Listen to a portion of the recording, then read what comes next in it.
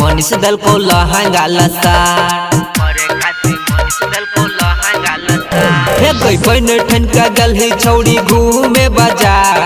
परे काशी मनीष दल को लहंगा लसार शंभु कुमार से पढ़लो पालागे शंभु कुमार से पढ़लो पालागे चोली तो रंगल को छौड़ी डीजे वाला गे